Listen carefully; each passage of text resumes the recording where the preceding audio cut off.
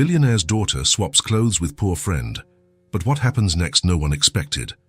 Emma held the strap of her backpack tightly. Her small fingers squeezed the faded fabric as she watched the school gate. Children ran across the playground, laughing loudly, showing off colorful lunchboxes and sneakers that gleamed under the morning sun. She looked down at her own shoes. They were worn at the toes, with stains that wouldn't come out no matter how much her mother scrubbed. The dress she wore had been washed so many times that its original color seemed like a distant memory. "Come on, sweetie." Rebecca touched her shoulders gently. "Everything will be all right." Emma looked up at her mother with her clear blue eyes. Rebecca smiled, but there was something in her eyes that the little girl couldn't quite understand. Something that looked like a mix of exhaustion and hope. "You're smart. You'll learn everything and make lots of friends." The girl nodded, but said nothing. She wasn't sure if she believed it.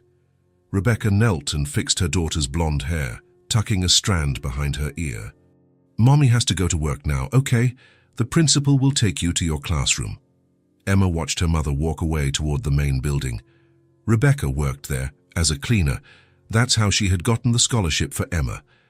The principal had been kind, saying that every child deserved a chance, but Emma didn't feel lucky at that moment. She felt exposed. She entered the playground and stood near a tree watching. The other children already knew each other. They laughed together, shared toys, and ran in groups. Emma hugged her backpack to her chest. A girl ran past wearing a pink dress full of bows. Another wore a perfectly matching outfit, with shoes of the same color. Emma looked at her own dress again. It was blue, or it had been. Now it looked more like gray. The bell rang, the children formed lines. Emma stood at the end of hers, trying not to draw attention.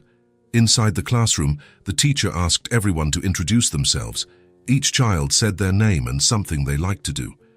When it was Emma's turn, her voice came out soft. "Emma, I like to draw."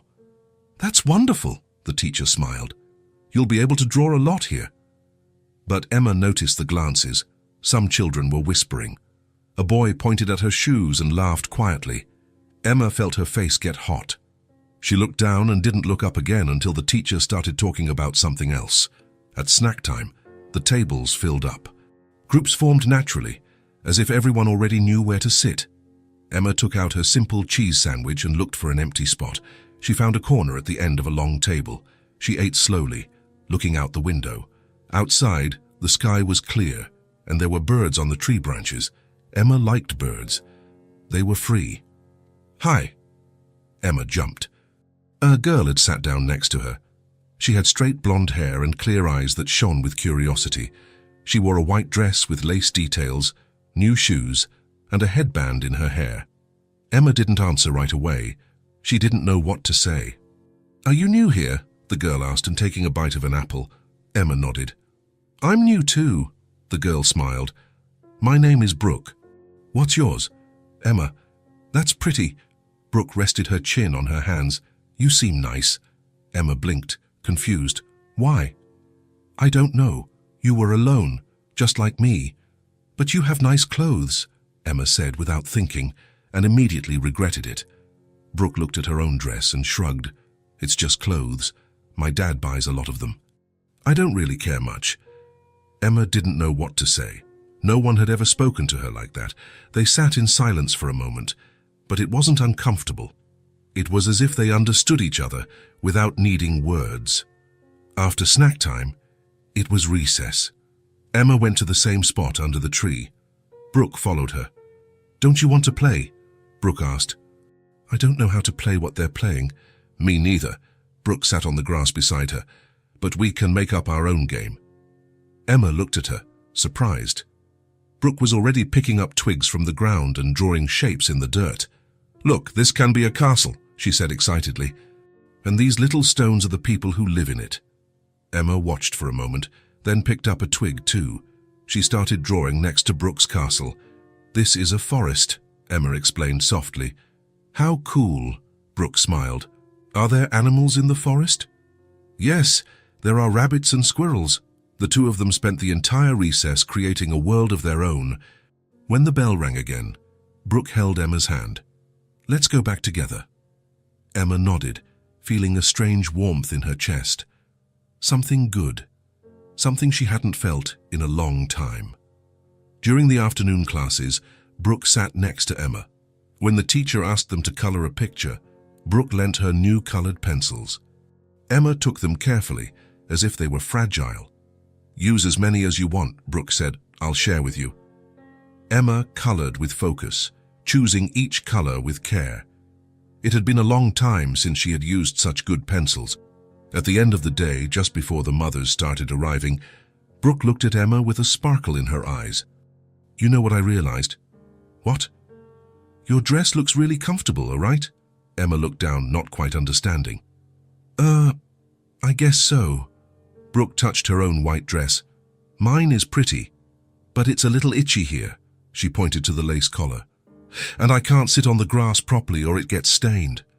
Emma didn't know what to say. "Do you like this dress?" Brooke asked suddenly, pointing to her own. Emma's eyes widened. "Yes, it's very pretty." Brooke smiled in that way only children can smile, without overthinking, without calculating. "You can have it." Emma blinked several times. What do you mean?" "We can trade." Brooke held her hand. "You give me yours and I'll give you mine." "Friends do that, right?" The word echoed in Emma's head. Friends. Brooke had called her a friend. "Well, come on."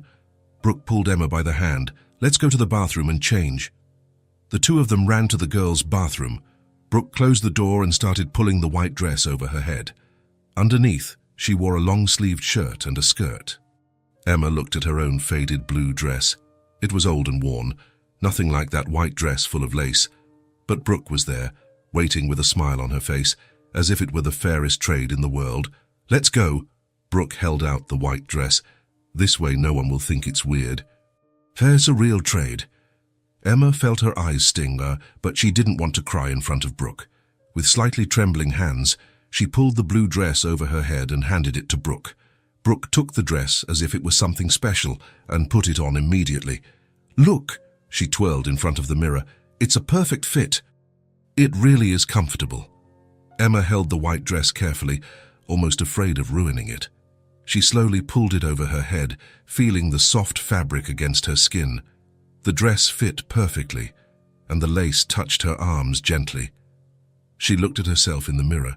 She almost didn't recognize herself. "You look beautiful." Brooke clapped her hands. "I knew you would." Emma looked down. The white dress was radiant. She had never worn anything so beautiful. "Thank you," her voice came out in a whisper.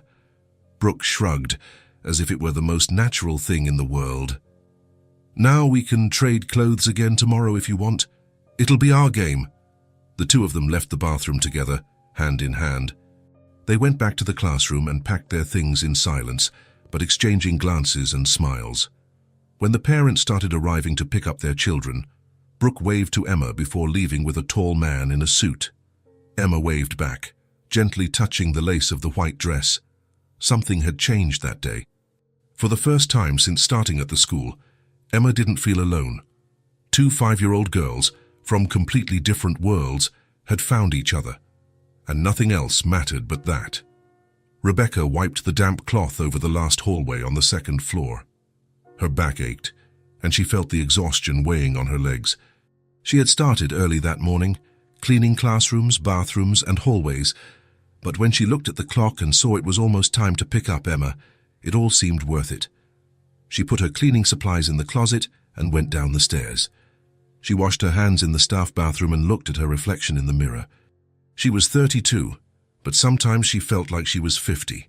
Her blonde hair was tied in a simple bun, and her work clothes smelled of cleaning products. It didn't matter. What mattered was that Emma was in a good school with qualified teachers. One day, her daughter would have opportunities she never had. Rebecca walked to the courtyard where the parents were waiting.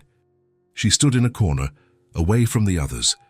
She knew this place well. She knew exactly where to stand so as not to bother anyone, so as not to draw attention. The children started to come out. Rebecca looked for Emma among them, her heart tightening a little. She always got nervous when it was time to pick up her daughter.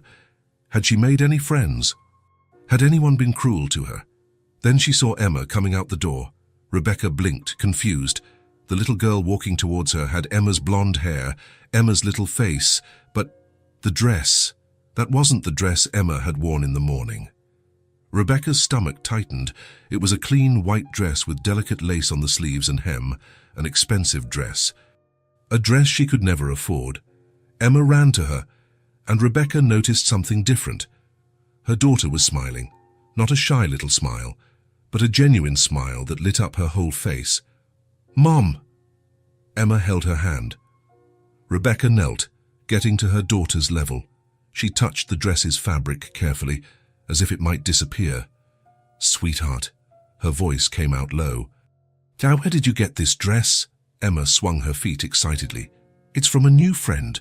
Rebecca's heart started to race. She looked around, trying to understand what had happened. Had someone given her the dress out of pity? Had some mother looked at Emma and decided to do a charity act? The thought hurt. Rebecca didn't want her daughter to be seen as someone who needed handouts. "What do you mean, honey?" She tried to keep her voice calm. "Did someone give you the dress?" "No." Emma shook her head. "We traded." Rebecca frowned. "Traded?" "Yeah." Emma twirled, making the dress spin. "She liked mine and I liked hers, so we went to the bathroom and traded." She said friends do that. Rebecca was silent. She looked at her daughter, at that smile she hadn't seen in weeks. Ever since Emma had started at this school, she would come home quiet, with sad eyes. Rebecca knew her daughter felt different, knew that the other children noticed her old clothes. And now, "She's my friend, Mom," Emma continued, her blue eyes shining. "Her name is Brooke. She sat next to me at snack time and we played at recess. She's so nice." Rebecca felt something tighten in her chest. It wasn't just the dress. It was the joy in Emma's voice. It was the way she spoke, excitedly telling her about her new friend. "Brooke said we can trade again tomorrow if I want." Emma held the hem of the dress. "But I can keep this one for today, right, Mom?" Rebecca blinked quickly. Her eyes were stinging, but she didn't want to cry in front of her daughter. She ran a hand through Emma's hair, brushing a strand from her face. "Of course you can, my love." Emma hugged her legs, and Rebecca lifted her into her arms. The girl was small for her age, too light. Rebecca knew it was because there wasn't always enough food at home. She worked miracles with the little money she earned, but it was never enough. They walked together toward the school gate. Emma couldn't stop talking. "Brooke has hair just like mine, you know. And she let me borrow her colored pencils. They were all brand new. We colored a picture of flowers." Rebecca listened, her heart aching and warming at the same time. Her daughter had made a friend, a real friend, who didn't care about clothes or differences. "And she said we can play again tomorrow," Emma continued. "She's really funny, Mom, and she didn't laugh at me." The last sentence came out softly, almost a whisper. Rebecca stopped walking. She held Emma by the shoulders and looked right into her eyes. "No one should laugh at you, honey. You are smart, kind, and special." "Brooke said that too," Emma smiled. "She said I seem nice." Rebecca hugged her daughter tightly. She rested her face in her blonde hair and closed her eyes. How long had it been since she had seen Emma so happy? How long had it been since her daughter came home from school talking about friends and games? When she pulled away, she discreetly wiped her eyes. "I'm happy you made a friend, my love." "Did you like the dress?" Emma asked, looking down. Rebecca touched the delicate lace. It was a beautiful, expensive dress. It probably cost more than she earned in a week. Part of her wanted to give it back, to say they couldn't accept it. But then she looked at Emma's face, at that smile, at the happiness shining in her blue eyes. Her daughter wasn't being treated with pity. She was being treated like a friend, an equal. And that was something Rebecca couldn't take away from her. "Yes, I do," she said, her voice wavering slightly. "It looks beautiful on you." Emma jumped for joy. "Can I take my drawing to show Brooke tomorrow?" "You can." The two continued walking. Emma held her mother's hand and skipped along, telling her more about her day, about the nice teacher, about snack time, about the twigs she and Brooke used to draw in the dirt. Rebecca listened to it all, holding every word in her heart. She knew their life was hard. She knew they lived in a small place, that money was tight, that sometimes things were missing. But at that moment, seeing her daughter so happy, so excited, Rebecca felt something she hadn't felt in a long time. Hope. Emma had found a friend. A girl who looked past the worn clothes and old shoes. A girl who saw Emma for who she really was. And maybe, just maybe, things could get better from now on. Rebecca squeezed Emma's small hand and smiled. She didn't know who this Brooke was, nor did she know her family. But she was grateful. Grateful that someone had made her daughter smile like that. "Mom," Emma looked up. "Yes, my love. I'm happy." Rebecca felt her eyes sting again. She bent down and kissed her daughter's forehead. "I'm happy too, sweetheart. I'm happy too." Thomas parked the car in front of the school at exactly 3 o'clock. He always picked up Brooke on time, never late. Since his wife had passed away 2 years ago, he made it a point to be present for every moment of his daughter's life. He turned off the engine and got out of the car. A few mothers greeted him, and he responded politely. He knew this environment. He knew the looks, the quiet conversations, the silent judgments, but none of that mattered. What mattered was Brooke. The children started to come out. Thomas scanned for his daughter's blonde hair, for the white dress she had worn that morning. Brooke had insisted on that dress, saying it was pretty and comfortable. Then he saw her. Thomas frowned. Brooke was running toward him, smiling from ear to ear, but the dress was different. It was a faded blue, simple, with a few stains that hadn't washed out. "Daddy!" Brooke jumped into his arms. Thomas caught her, still processing what he was seeing. "Hi, princess." He kissed the top of her head. "How was your day?" "It was the best day of my life." Brooke hugged his neck. "I made a friend." Thomas smiled, but his eyes were still on the dress. He put Brooke down and knelt to her level. "That's great, sweetheart, but tell me something." He gently touched the fabric of the dress. "This isn't the dress you wore this morning, is it?" Brooke looked down, as if just noticing. "Oh, that's right," she laughed. "I traded it." "Traded it?" "Yeah, with my new friend, Emma."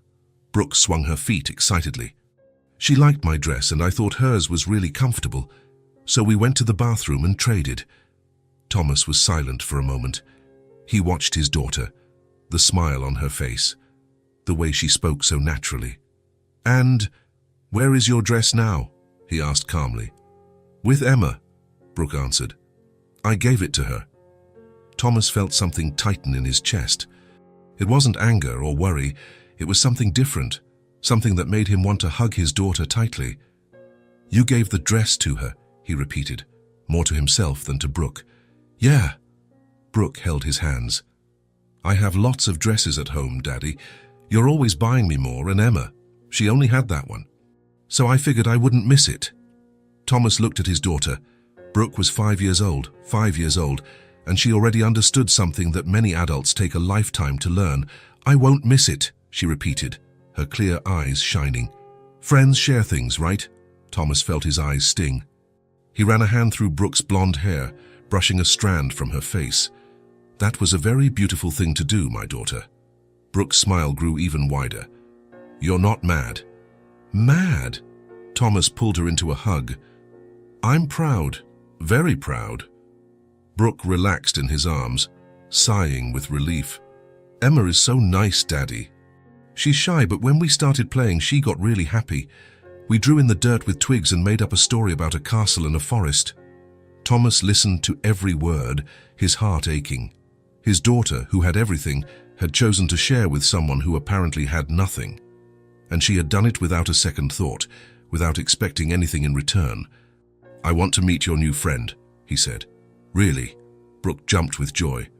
"You'll like her. She's very polite and draws really well." Thomas took his daughter's hand and walked with her to the car. Along the way, Brooke couldn't stop talking about Emma, about how they had met, about their games, about how happy Emma was with the dress. "And tomorrow can I take my storybook so we can read together?" Brooke asked as they got in the car. "You can," Thomas answered, fastening her seatbelt. On the way home, he thought about what had happened. Brooke had noticed something in her classmate. She had seen beyond appearances and decided to act, without judgment, without prejudice, just with the purity that only a child possesses. Thomas knew that many people at that school would look down on a child with worn-out clothes. He knew there were divisions, cliques, silent hierarchies. He himself had grown up poor. He knew well what it was like to be judged by appearances, but he had worked hard. He built a company from scratch, prospered, and gave Brooke everything he never had. And now his daughter was showing that she had learned the most important lesson. A person's worth is not in what they have. When they got home, Brooke ran to her room. Thomas followed and found her rummaging through her closet full of dresses. "What are you doing, princess?" "I'm choosing which dress to wear tomorrow," Brooke explained. "I want to wear a pretty one for Emma to see, but not too fancy, otherwise she'll be embarrassed." Thomas sat on the bed, watching his daughter. "Why do you think she'll be embarrassed?" Brooke stopped and looked at him. "Because she was really quiet at first, and some kids laughed at her shoes. I don't think she wants to draw attention." Thomas felt his chest tighten again. "And what did you do when the kids laughed?"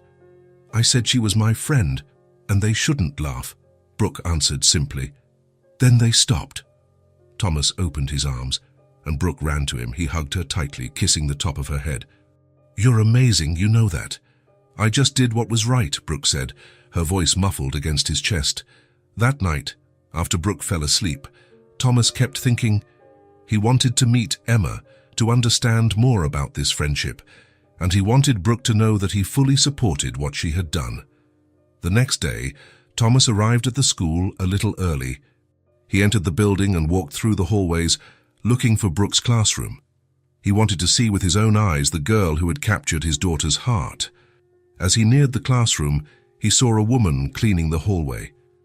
She had blonde hair tied in a bun and wore a cleaning uniform. She worked attentively, mopping the floor with care.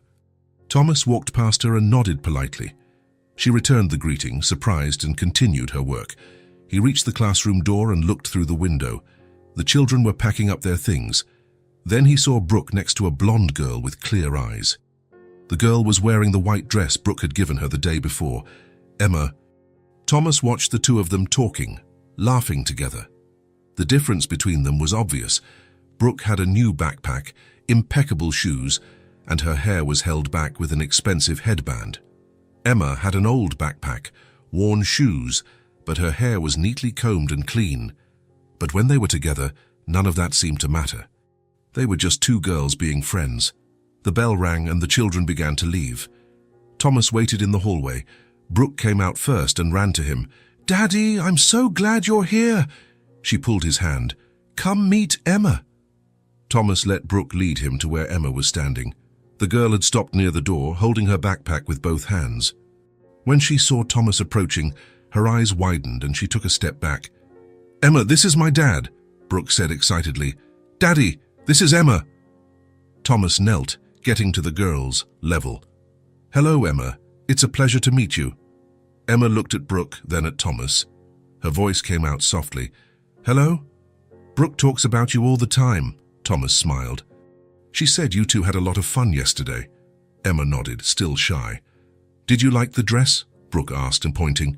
"Yes." Emma touched the lace gently. "It's very pretty. Thank you." Thomas observed the girl. There was something in her eyes. Shyness, yes, but also intelligence. And kindness. He could see why Brooke had been drawn to her. "Emma," he said calmly, "would you like to come play at our house after school?" Emma's eyes widened.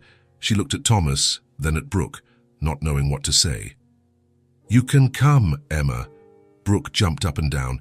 "I have a ton of toys, and we can draw and have a snack." Emma bit her lip, clearly wanting to accept but not knowing if she could. I have to ask my mum." "Of course," Thomas said. "Where is your mother?"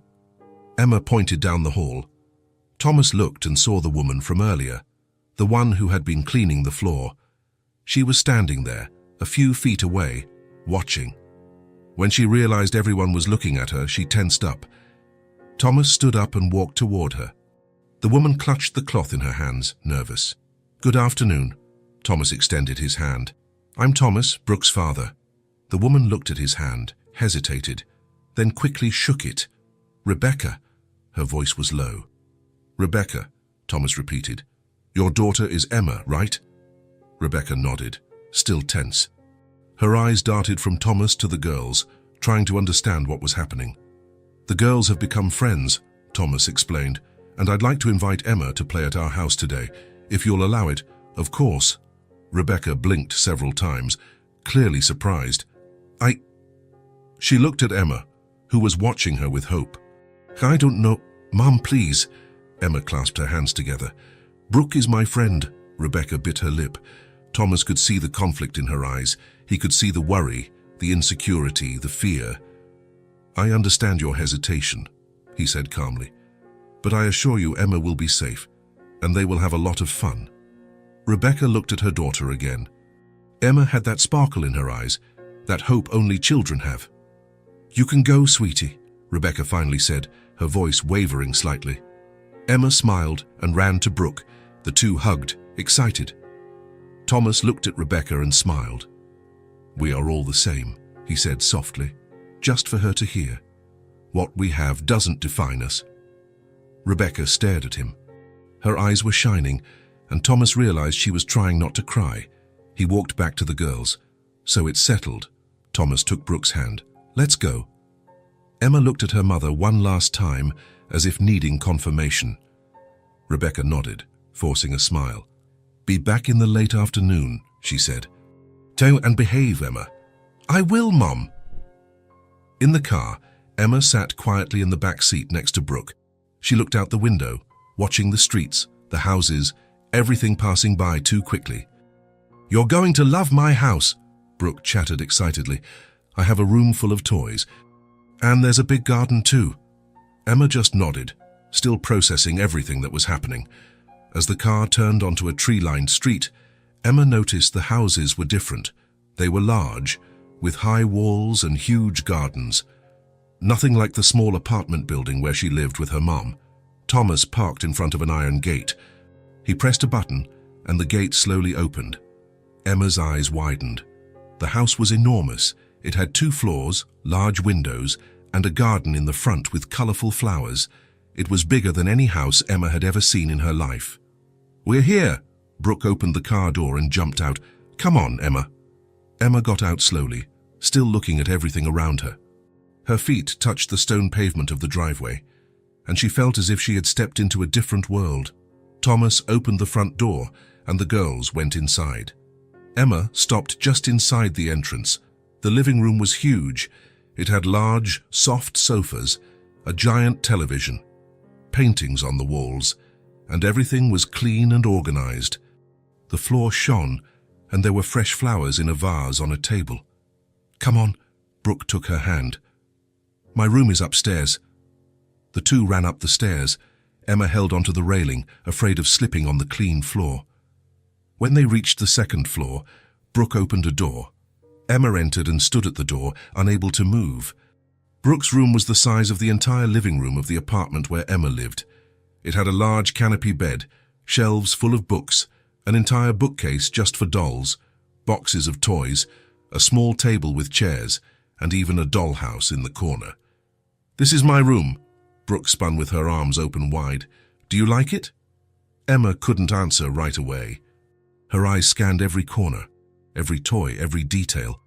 It was more than she had ever imagined. It was like stepping into one of the storybooks the teacher sometimes read at school. Her voice came out in a whisper. It's so big. Brooke laughed. It is big. Sometimes I get lost in here. She took a doll from the shelf. Look, this one is my favorite. You can brush her hair. Emma approached slowly, gently touching the doll's hair. It was soft and shiny. Do you want to play with her? Brooke held out the doll. Can I? Of course. Brooke picked up another doll. We can pretend they're friends, just like us. The two sat on the fluffy rug that covered the floor. Emma held the doll carefully, almost afraid of breaking it. Brooke started making up a story, using different voices for the doll. Emma laughed, and slowly she began to relax. She started to join in the game, creating lines for her doll too. Now they're going to have a picnic. Brooke stood up and ran to the dollhouse. Look, there are little plates and fake food in here. Emma went closer. The dollhouse had 2 floors, miniature furniture, and even tiny lights that turned on. It was perfect in every detail. It's beautiful, Emma murmured. My dad gave it to me for my birthday, Brooke explained. But it's more fun to play when someone is with me. It's boring alone. The two set up the dolls' picnic, arranging the little plates and food. Emma found herself smiling, really having fun. She had forgotten about the big house, the expensive toys. All that mattered was that she was playing with her friend. After a while, Thomas appeared at the door. "Girls, would you like a snack?" "Yes." Brooke jumped up. "Hey, come on, Emma." They went down to the kitchen. Emma looked around, impressed again. The kitchen was huge and with white cabinets, a giant refrigerator, and a counter with high stools. Thomas served milk and cookies. Emma ate slowly, savoring every bite. The cookies were sweet and crunchy, better than anything she usually ate. "Is it good?" Thomas asked. Emma nodded, her mouth full. "You can play in the garden afterward," he suggested. "There's plenty of space out there." Brooke swallowed her last cookie and pulled Emma by the hand. "Come see." They went out through the back door. The garden was even bigger than Emma had imagined. It had green, well-kept grass, trees, colorful flowers, and even a swing hanging from a large tree. "You can swing if you want." Brooke ran to the swing. Emma approached slowly. She sat on the swing and held the ropes. Brooke started to push her, and Emma felt the wind on her face as she went up and down. She closed her eyes for a moment. She felt light, free. She wasn't thinking about old clothes, about being different, about not having what the other kids had. She only felt the joy of playing with a real friend. When she opened her eyes, Brooke was in front of her, smiling. "Are you having fun?" Emma nodded, and for the first time in a long time, she felt like she belonged somewhere. Emma stared at the paper in front of her and felt her stomach tighten. The teacher had asked everyone to color the geometric shapes with the right colors: circles in blue, squares in red, triangles in yellow. It seemed simple. The other children had already started, holding their colored pencils firmly, coloring within the lines. But Emma had never done this before. At home, she had no colored pencils. When she drew, she used whatever she could find.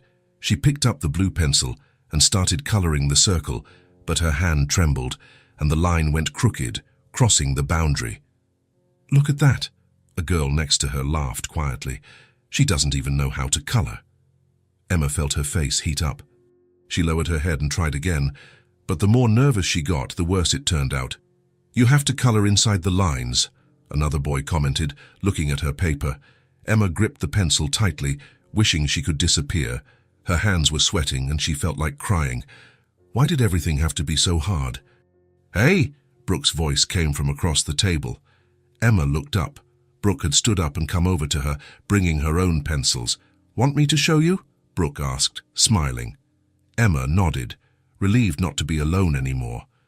Brooke pulled up a chair and sat next to her. She gently took Emma's hand, her fingers warm and steady. "Look, you hold it like this." She adjusted Emma's fingers on the pencil. "And you go very slowly, following the line. There's no need to rush. The teacher said we have plenty of time." Emma tried again, this time with Brooke guiding her hand. The line came out straighter, staying within the border. "See?" Brooke smiled. "You can do it. You just have to go slow." Emma looked at the now almost perfect blue circle and felt a warmth in her chest. Maybe she wasn't so bad at this after all. "Thank you," she whispered. "You're welcome."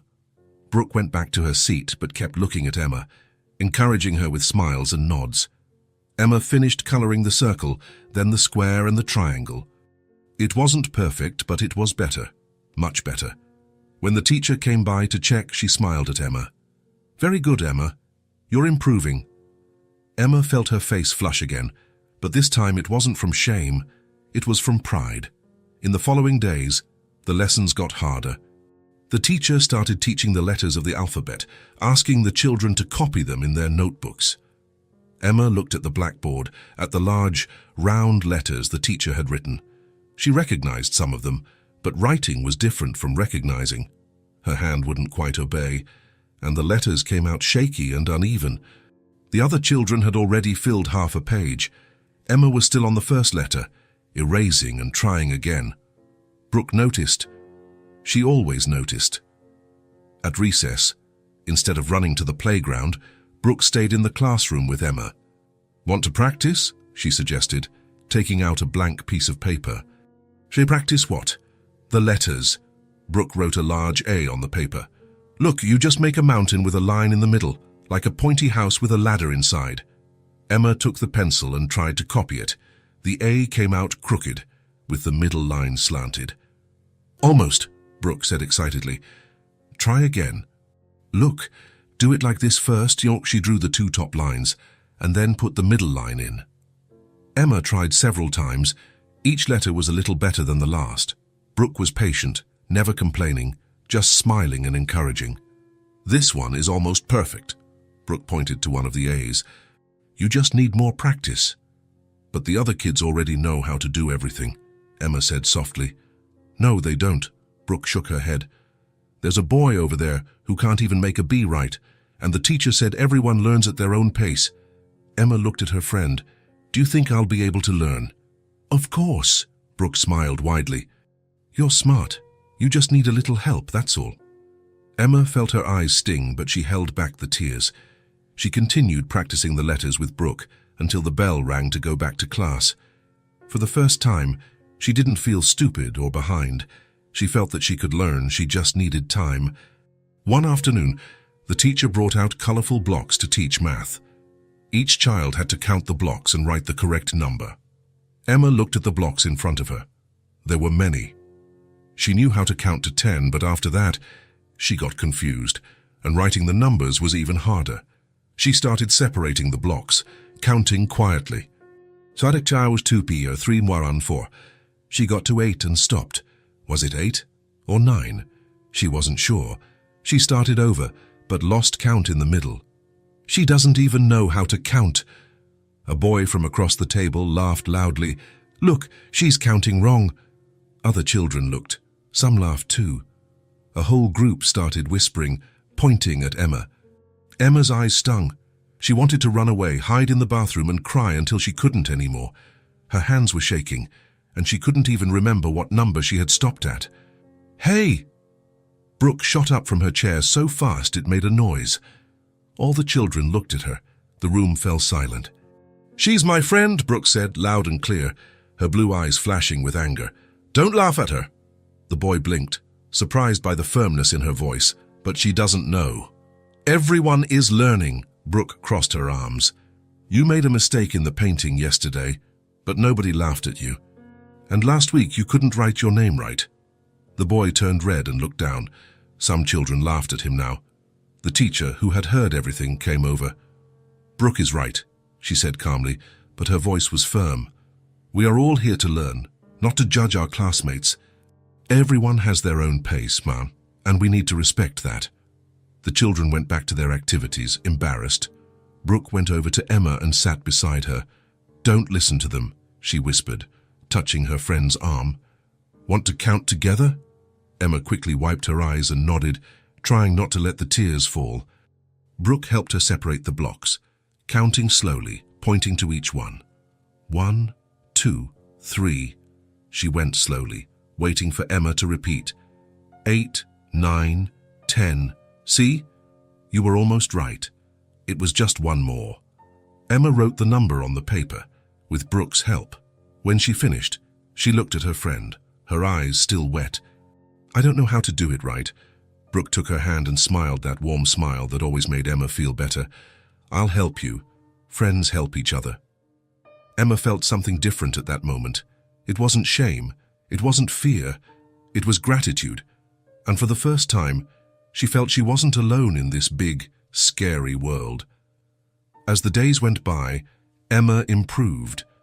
Brooke was always by her side, helping with patience, explaining things in a simple way that Emma understood. When she had to color, Brooke showed her how to hold the pencil and make gentle strokes. When she had to write, Brooke drew the letters large for Emma to copy, always encouraging her. When she had to count, Brooke used her own fingers to make everything easier and more visual. And slowly, Emma started to feel confident. She raised her hand in class to answer questions. She showed her drawings to the teacher with pride. She smiled more, talked more, and was less afraid of making mistakes, because she knew that even if she made a mistake, Brooke would be there, Not to laugh, but to help. Not to judge, but to support. After school, the two of them always went to Thomas's mansion. It became a routine. Emma waited for that moment all day, counting the hours until she could play with her best friend. That afternoon, they ran up to Brooke's room as soon as they arrived, dropping their backpacks on the way. "Let's play house," Brooke suggested, grabbing 2 dolls from the shelf. Emma picked up a doll with blonde hair, similar to hers. She sat on the fluffy rug and began to comb the doll's hair carefully, as if it was something precious. "My doll will be the teacher," Brooke said, putting on a funny, deep voice, "and yours will be the student." "Okay." Emma laughed at the weird voice Brooke was making. They played for a while, making up stories. Brooke's doll taught things to Emma's doll, but in a fun way, with jokes and adventures in between. "Now we're going to learn about dragons," Brooke's teacher doll announced. "Dragons?" Emma's doll asked. "Yes, and we'll have to fly to find one." "Now they're going to the beach." Brooke suddenly changed her mind. "No, wait, they're going to the mountains." "No, to space." Emma laughed at her friend's excitement. "Okay, let's go everywhere." "But they don't have astronaut suits," Emma pointed out, "so we'll make them." Brooke ran to a box full of fabrics and ribbons. "Look, we can use this." The two spent half an hour trying to make clothes for the dolls, tying fabrics and laughing when everything fell apart. They used ribbons as belts, scarves as capes, and even old socks as space boots. "I think my doll will just wear a dress," Emma said, laughing as the outfit fell off for the 5th time. "Mine too," Brooke agreed, tossing the fabrics aside. "Dresses are good for everything." After playing in the room, they went down to the garden. The sun was beginning to set, painting the sky in shades of orange, pink and purple like a giant painting. "Let's play tag," Brooke shouted, already running across the lawn.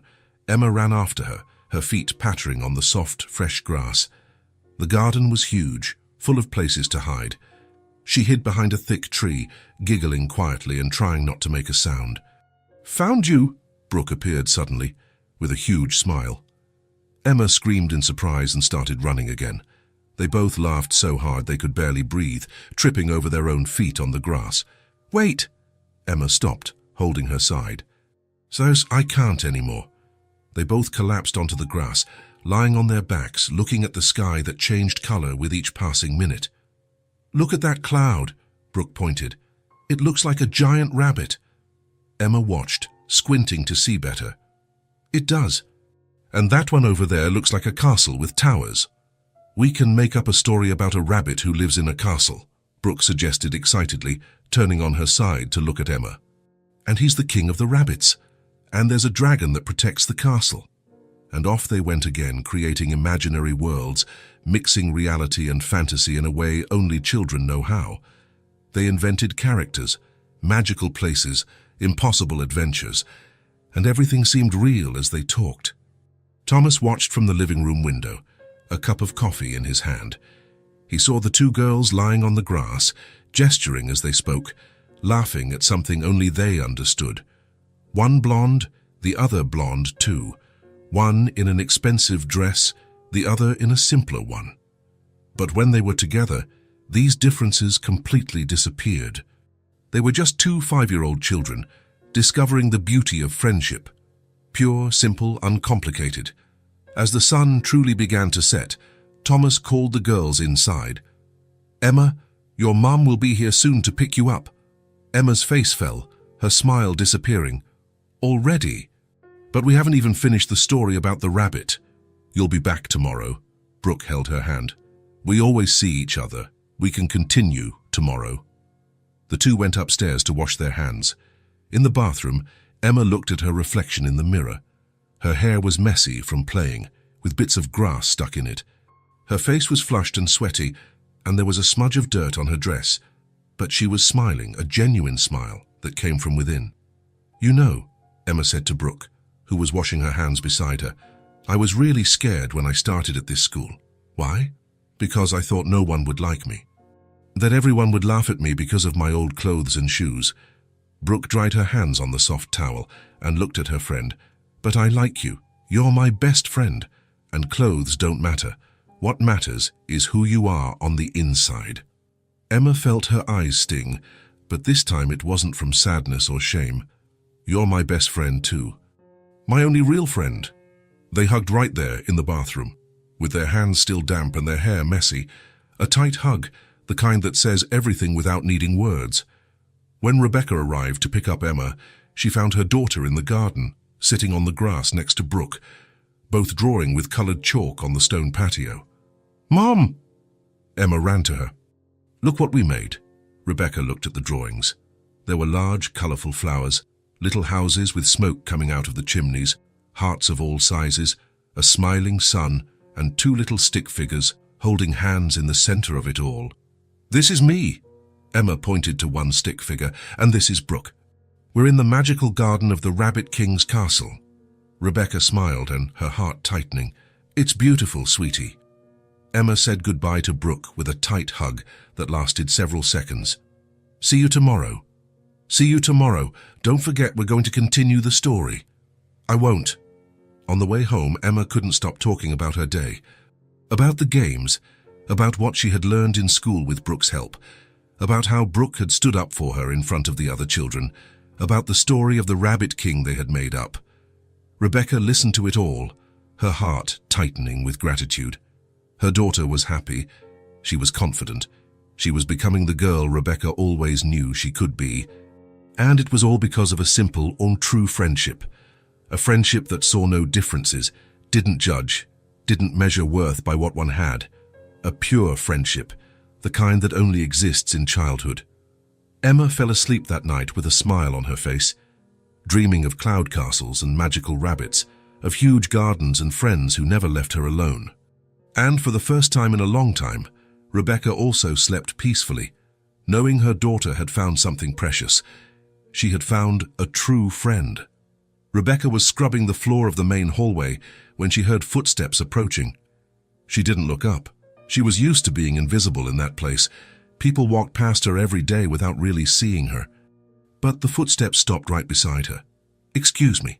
Rebecca looked up and was startled. Thomas was standing there, a kind smile on his face. She quickly stood up, almost knocking over the bucket of water. "Sir, She wiped her hands on her uniform, nervous. "Do you need something?" "Just to talk," Thomas said calmly. "If you have a few minutes." Rebecca looked around. Several mothers waiting at the entrance of the hallway had stopped talking and were looking in their direction. Their gazes were curious, some surprised, others judgmental. Rebecca felt her face get hot. She knew what they were thinking. What was this rich, important man doing talking to the cleaning lady? I'm working," she said softly. "It will only take a minute," Thomas insisted. "It's about the girls." Rebecca nodded, still tense. She put the cloth back in the bucket and stood, trying to look less uncomfortable than she felt. Thomas didn't seem to notice the stares, or maybe he did and simply didn't care. "I wanted to thank you," he began. Rebecca frowned, confused. "So thank me? For what?" "For raising such a special girl," Thomas said, his voice sincere. "Emma is polite, kind, and very smart. Brooke talks about her all the time." Rebecca blinked several times, unsure what to say. No one had ever spoken about Emma like that. No one had ever acknowledged how special she was. Thank you," her voice cracked. "I've never seen my daughter so happy," Thomas continued, genuine emotion in his words. "Since my wife passed away, Brooke has been more withdrawn, but with Emma, she's back to being the cheerful girl she always was." Rebecca felt her eyes sting. She held her hands in front of her, trying to maintain her composure. Around them, the conversations had stopped completely. All the mothers were watching, whispering among themselves. "Emma is very happy too," Rebecca said softly.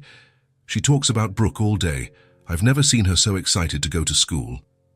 Thomas smiled, and his smile lit up his entire face. "They found each other at the right time, didn't they?" "Yes," Rebecca nodded. "I think so." There was a moment of silence. Thomas looked at Rebecca, and she felt as if he truly saw her, not as the cleaning lady, not as someone inferior, but as a person, as a mother who had done the best she could for her daughter. "I'd like to extend an invitation," Thomas said. Could you and Emma have dinner at my house tonight? Rebecca's eyes widened in complete surprise. Dinner? Yes, Thomas nodded. The girls would love it, and it would be a good opportunity for us to talk more, to get to know my daughter's best friend's mother. Rebecca glanced around again. The whispering had increased. Some mothers looked on with clear disapproval, others with exaggerated curiosity, already imagining stories to tell. I don't know, Rebecca began, her voice hesitant. Please, Thomas said gently, without pressure. It would be a pleasure to have you.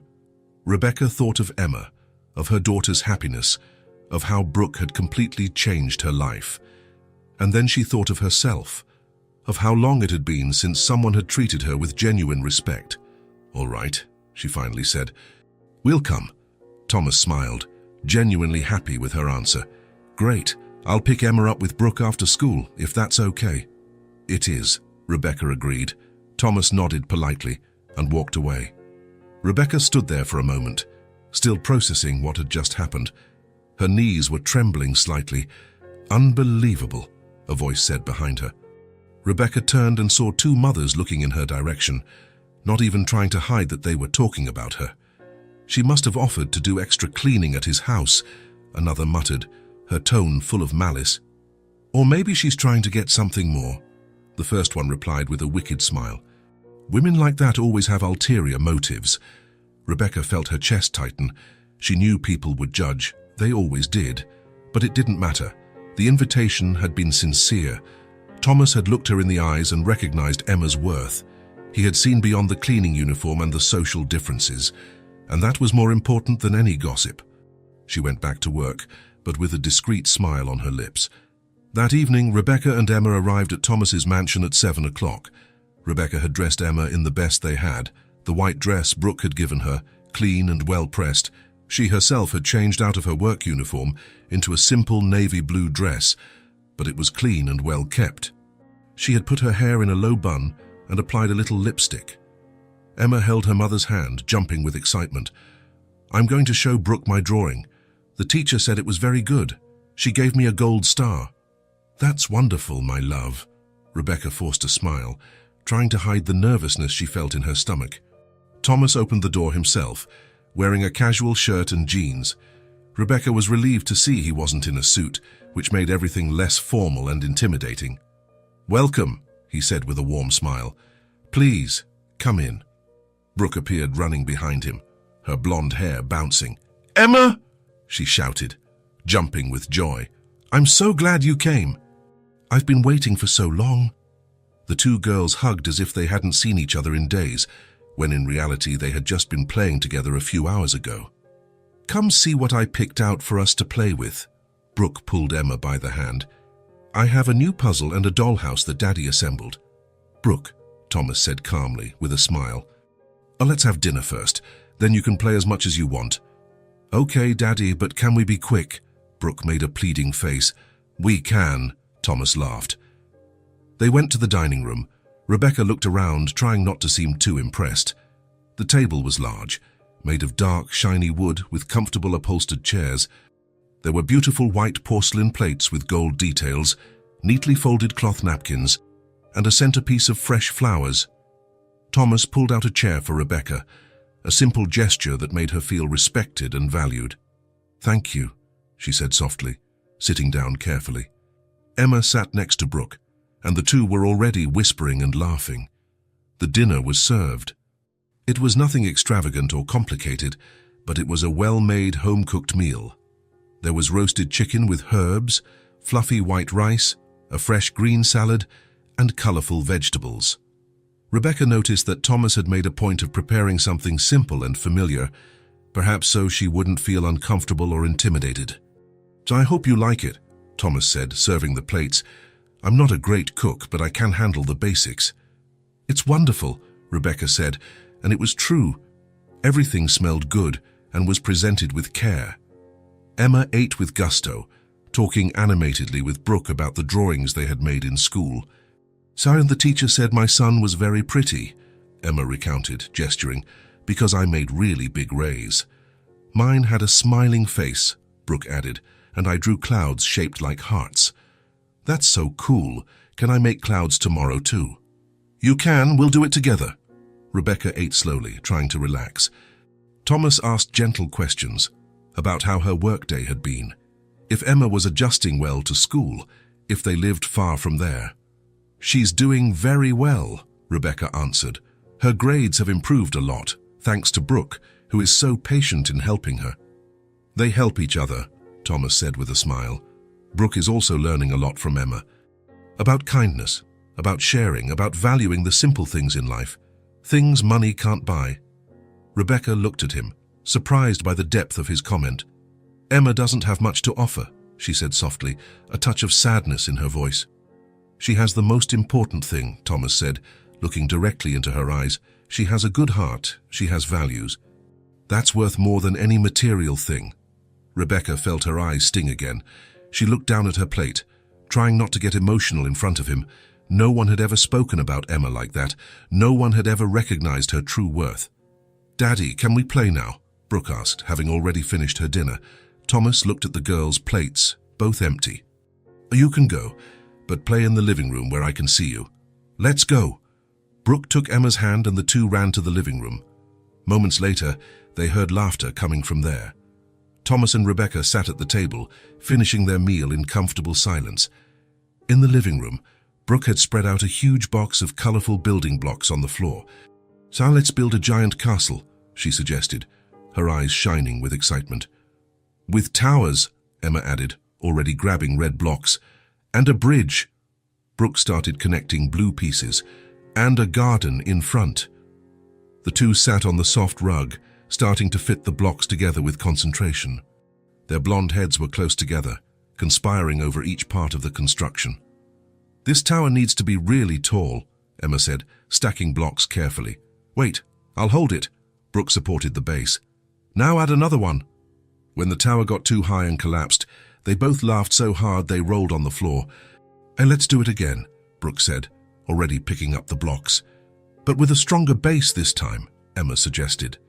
They started over, this time working together to make the base wider and more stable. They talked quietly, laughed, and helped each other when something didn't fit right. There, now it's right. Brooke clapped when the tower stood tall. It's beautiful, Emma admired. Should we make another one on the other side? Yes, then it will be a real castle, with 2 towers. From the dining room, Thomas and Rebecca could hear them. The sound of children's laughter, of blocks clicking together, of excited chatter filled the house in a way that warmed the heart. Thomas looked at Rebecca and smiled. They're incredible together, aren't they? Rebecca nodded, her eyes shining as she watched her daughter so happy. They are. I never thought Emma could be so free, so herself. That's what true friendship does, Thomas said softly. It allows us to be who we really are. In the living room, the girls continued to build. The castle grew, with towers, walls, and even a small bridge made of green blocks. Now it needs flags, Emma said. Good idea. Brooke ran to a cabinet and came back with pieces of paper and tape. We'll make them. The two spent the next few minutes drawing tiny flags and taping them to popsicle sticks that Brooke had saved. They placed the flags on top of the towers, and the castle was complete. It's the most beautiful castle in the world, Brooke declared, lying on the floor to admire it from another angle, and we made it. Emma lay down beside her, both looking at their creation with pride. Do you know what's inside the castle? Brooke asked. What? 2 princesses who are best friends? Emma smiled. And they never fight. Never. Brooke turned her head to look at her friend, because real friends don't fight. And what if they do?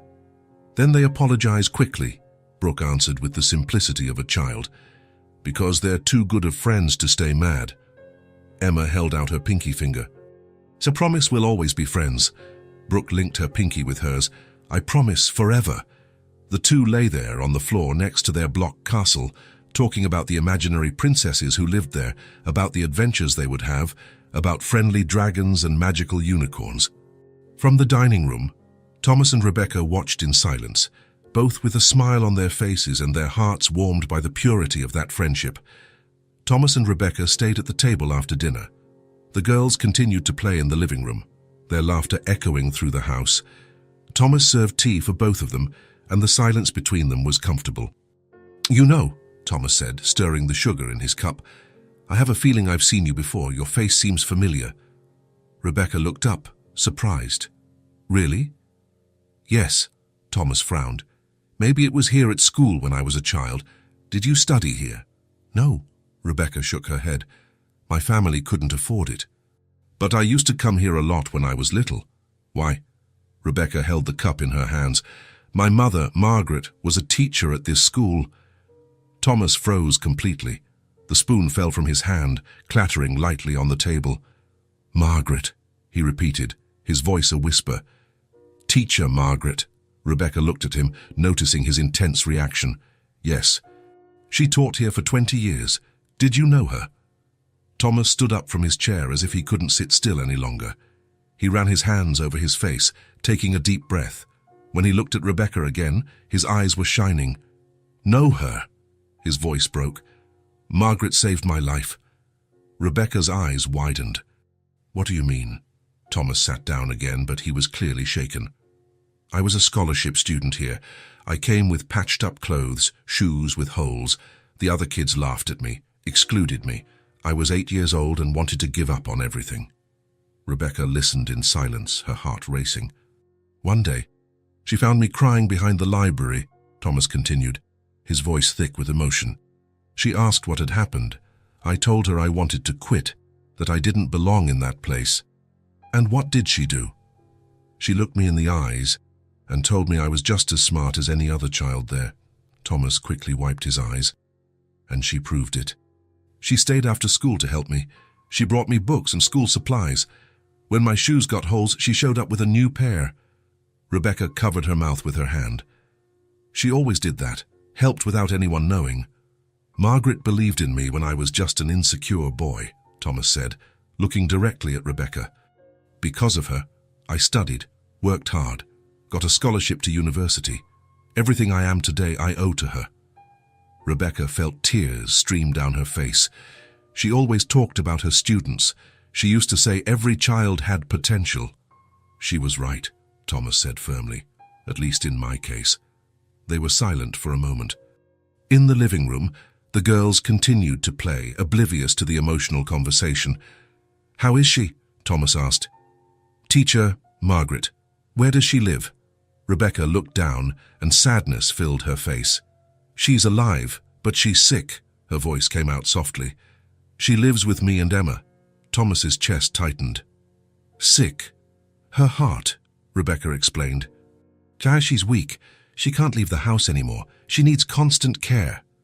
Thomas ran a hand over his face, clearly shaken. "I didn't know. I lost contact after I finished school. I always wanted to come back, to thank her in person." "She understands," Rebecca said. "Oh, she always said the greatest gift is seeing her students do well." Thomas looked at Rebecca with determination. "I need to see her." Rebecca blinked, surprised. "You want to visit her?" "Yes," Thomas said without hesitation. "Please, let me see her. Let me thank her in person. Let me show her what I've become because of her." Rebecca felt fresh tears well up. "She would be so happy. She always asks about her old students." "Then I'll visit her," Thomas said, "whenever you can have me." "Tomorrow," Rebecca suggested. "In the late afternoon?" "Tomorrow," Thomas agreed. They sat there, looking at each other, both emotional. Two stories beautifully intertwined. A boy who'd been saved by a dedicated teacher. A teacher who was now sick, but who could see the fruit of her labor. "Now I understand where Emma got all her kindness," Thomas said softly. "It runs in the family." Rebecca smiled through her tears. "My mother always said that kindness is the only legacy that truly matters." "She was right," Thomas replied. "Science, you and Emma are proof of that." In the living room, Emma and Brooke had stopped playing and were watching the adults with curiosity. "Why is your mom crying?" Brooke whispered. "I don't know," Emma answered, worried. "But I don't think it's from sadness." "How do you know?" "Because she's smiling," Emma pointed out. And it was true. Rebecca was crying, but she was also smiling. Thomas and Rebecca started talking again, now about Margaret. Rebecca told him about the illness, about how Emma adored her grandmother and would spend hours by her side telling her stories from school. "She will be so moved," Rebecca repeated. "Trying to see you grown up, successful. I will show her that her dream came true," Thomas said, "at least with me." And at that moment, they both understood that the friendship between Emma and Brooke was no coincidence.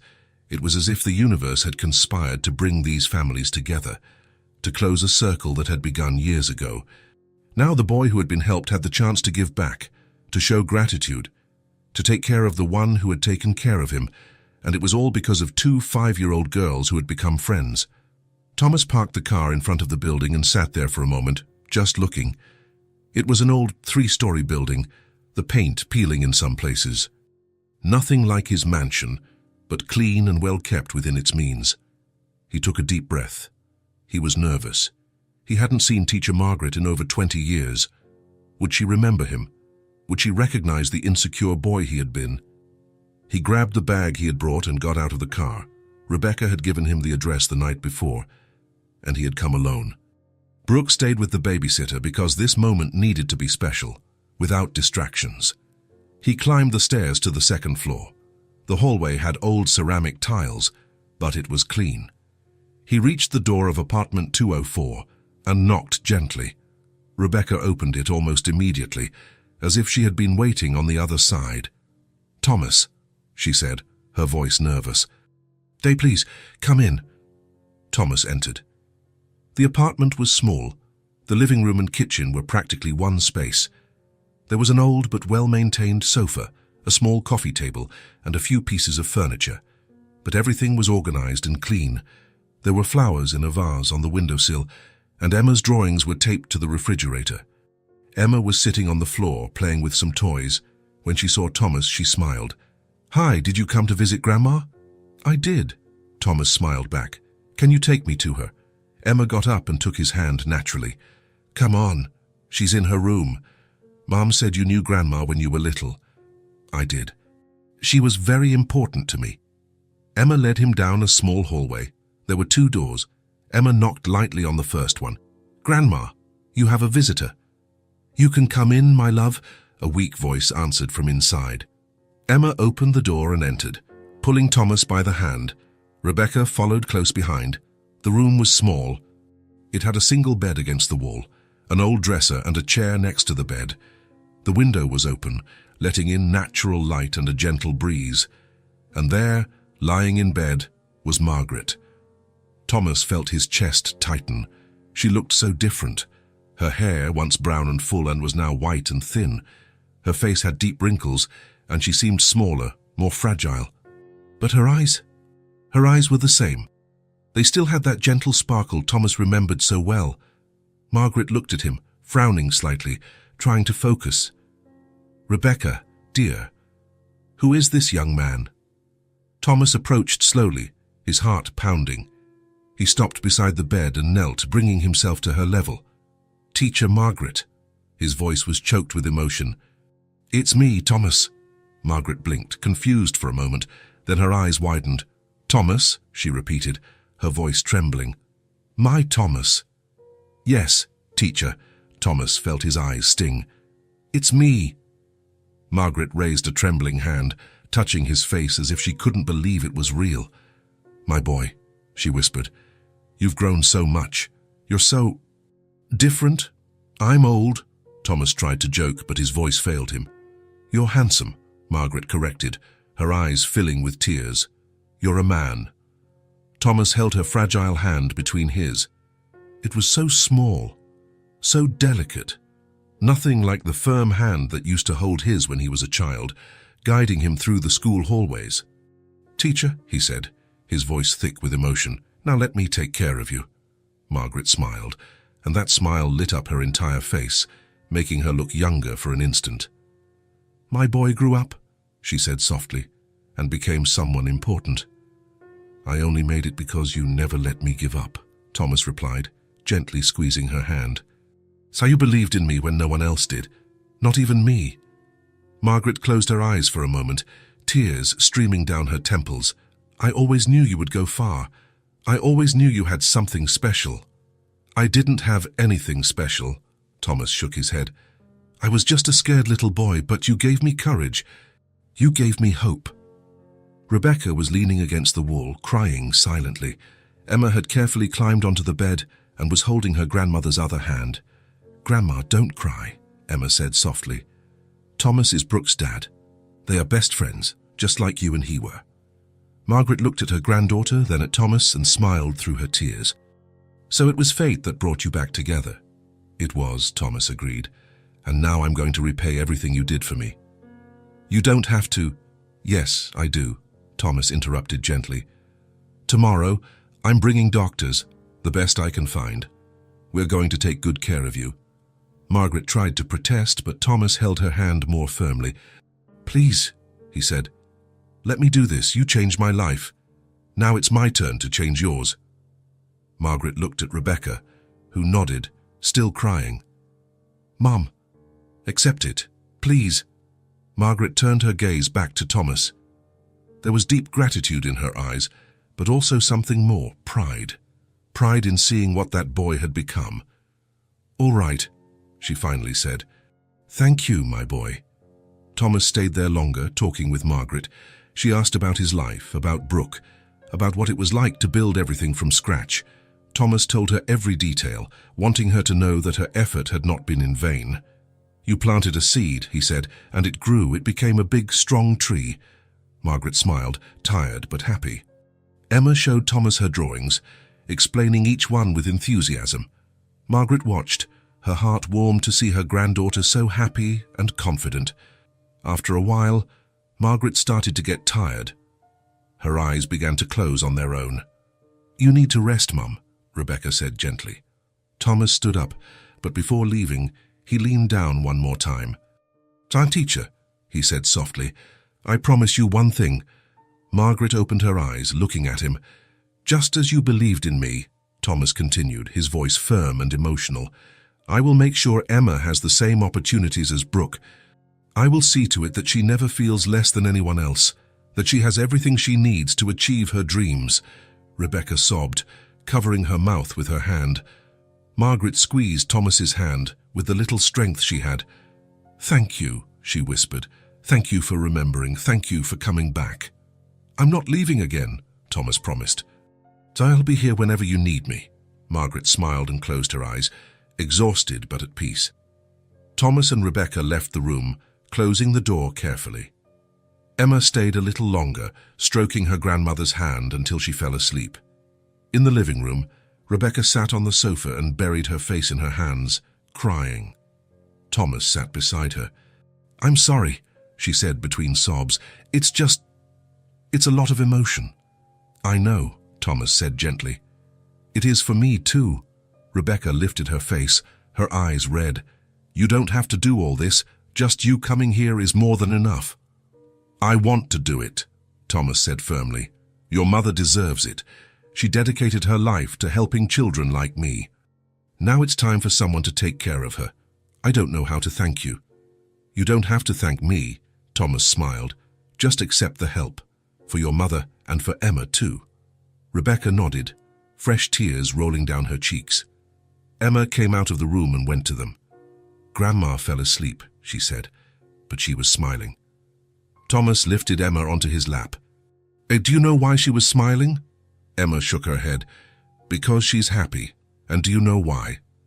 Why? Because she saw that the boy she helped grew up and became a good person, Thomas explained. And now that boy is going to help you and your mom just like she helped him. Emma looked at Thomas with her clear blue eyes. Were you sad when you were little? I was, Thomas admitted. But your grandma made me happy again. Just like Brooke did with me, Emma said, and the simplicity of the comparison made Thomas smile. Exactly like that. In the following days, Thomas kept his promise. He brought 3 different doctors to examine Margaret.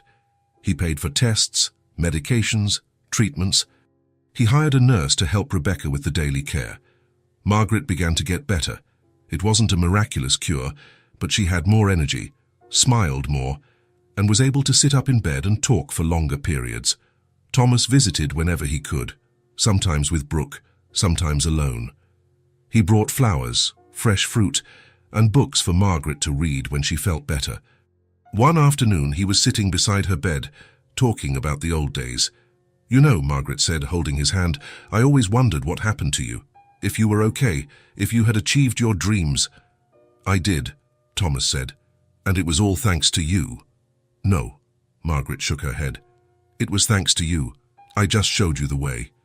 You were the one who had the courage to walk it." Thomas felt his eyes sting again.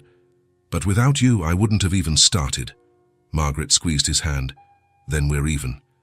You've given me hope again. You've shown me that my work was worth it."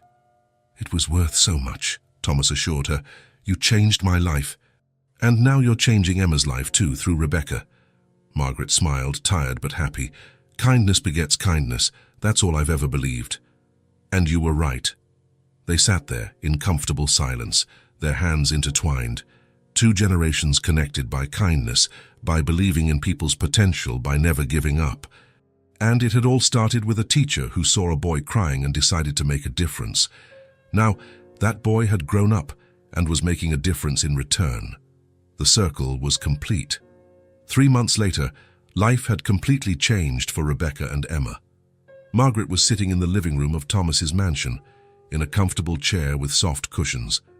Her eyes shone as she watched the girls playing in the garden through the window. She was still frail, but the treatments had worked wonders. She had more color in her face, more strength in her hands, more life in her eyes. "Look at them," Margaret said, a gentle smile on her lips. Rebecca was sitting beside her, holding her hand. She looked where her mother was pointing and felt her heart swell with happiness. Emma and Brooke were running through the garden, chasing butterflies. Emma wore a new dress, light blue with white details, and new shoes that sparkled in the sun. Her new backpack was leaning against the porch wall, pink with gold stars, matching Brooke's.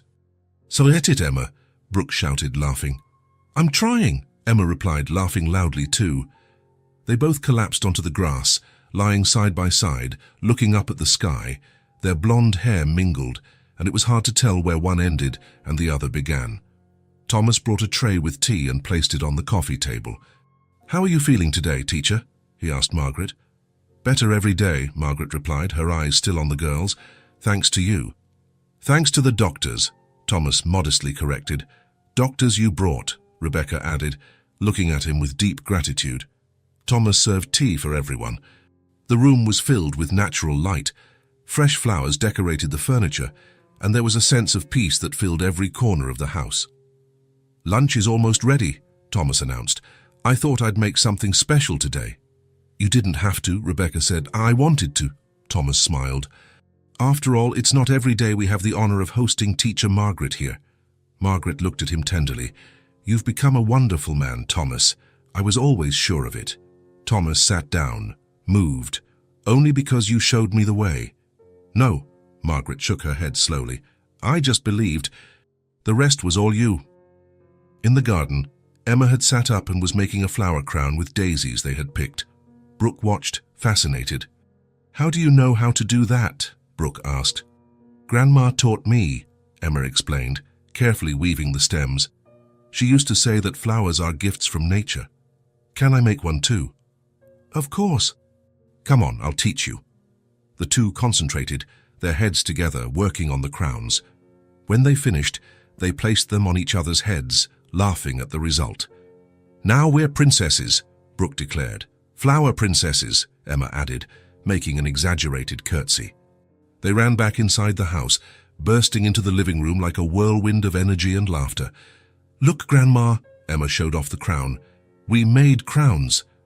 "They're beautiful," Margaret said, her eyes shining. "My 2 princesses." "Can I make one for you too?" Emma asked. "I would love that, my dear." Emma and Brooke ran back to the garden, already planning the new crown.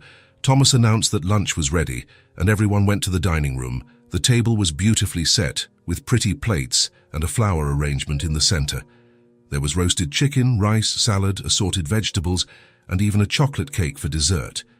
Margaret was helped to the table by Thomas Ite, who carefully pulled out her chair. Rebecca sat next to her mother, still not used to being served instead of serving. Emma and Brooke sat side by side, already talking about what they would play after lunch. Can we play school? Emma suggested. Yes, and I'll be the teacher, Brooke said. No, I want to be the teacher this time. Then we'll both be teachers. 2 teachers. Okay, and the dolls will be the students. Everyone laughed at the girls. Lively conversation. The lunch proceeded in a light and happy atmosphere. Thomas told funny stories from his childhood. Margaret reminisced about special moments at school, and Rebecca finally managed to relax and laugh without worry. Emma ate heartily, participating in the conversations, talking about her classes and the drawings she had made. Brooke completed the stories, adding details that Emma forgot. At one point, Margaret stopped eating and just watched. She looked at Rebecca, who was smiling while talking to Thomas. She looked at Emma, who was laughing with her mouth full, completely at ease. She looked at Thomas, who treated everyone with the same respect and affection. Her eyes filled with tears. "Mum," Rebecca noticed immediately. "Jazz, everything okay?" Margaret took a napkin and delicately dabbed her eyes. "Everything is more than okay," she said, her voice choked with emotion. "This was all I ever wanted, to see my daughter and granddaughter treated with dignity and love." Rebecca felt her own eyes sting. She held her mother's hand on the table. "Mom?" "No, let me speak," Margaret continued, looking around the table. "I spent my whole life teaching that all people have value, regardless of where they come from or what they have. And now I'm seeing it happen for real. I'm seeing the fruit of what I planted so many years ago." Thomas discreetly wiped his own eyes. "You planted love and kindness, teacher. And that never dies. It only multiplies." Margaret smiled through her tears. "You two," she looked at Emma and Brooke, "you are proof that true friendship sees no differences. You found each other because it was meant to be. Fate wanted you to meet." The girls looked at each other and smiled, not fully understanding but feeling the importance of the moment. "Brooke is my best friend," Emma said simply. "And Emma is mine," Brooke completed, taking her friend's hand across the table, and that summed it all up. 2 5-year-old girls who had become inseparable, who had united 2 families, who had closed a circle that started decades ago. After lunch, everyone went to the living room. Margaret sat in the comfortable chair, now wearing the flower crown the girls had made for her. Emma and Brooke played on the floor with dolls, creating elaborate stories about princesses who were best friends and had magical adventures. Thomas and Rebecca talked quietly on the sofa, planning the future. He had offered Rebecca a better job at his company, with flexible hours and a decent salary. He had also ensured that Emma would continue to have everything she needed to thrive in school. Margaret watched everything with a full heart. She had lived a life dedicated to making a difference, to believing in people, to planting seeds of kindness. And now she was reaping the sweetest fruits. She saw Rebecca smiling genuinely, without the constant weight of worry on her shoulders. She saw Emma confident and happy, playing without shame, without feeling less than anyone. She saw Thomas, the boy who had been so lost, now being the safe harbor for another family in need. The afternoon passed in absolute peace. The sun streamed through the windows, bathing everyone in a golden light. Laughter echoed through the house, filling every corner with warmth and life. In the garden, the butterflies still fluttered among the flowers. In the living room, 2 blonde girls played without a care for tomorrow. And there, in that perfect moment, 4 people found what everyone seeks: love, respect, and hope. Margaret closed her eyes for a moment, silently giving thanks. Her mission was accomplished. She had made a difference. She had changed lives, and the love she had planted would continue to grow through the generations. When the afternoon ended and Rebecca took Margaret and Emma home, they all carried in their hearts the certainty that something precious had happened. A story that began with a dress swapped between 2 little girls had turned into something much bigger. It had become about family, about gratitude, about how one act of kindness can echo through the years and transform lives. And that family, united by fate and kindness, was living proof that goodness always wins. The story ended there, but in reality, it was just beginning. Because stories of love, unity, and hope never really end. They just transform and continue, echoing through time. If this story touched your heart, subscribe to the channel and turn on notifications so you don't miss the next ones. Leave a like because it helps this story get recommended to more people. See you in the next story.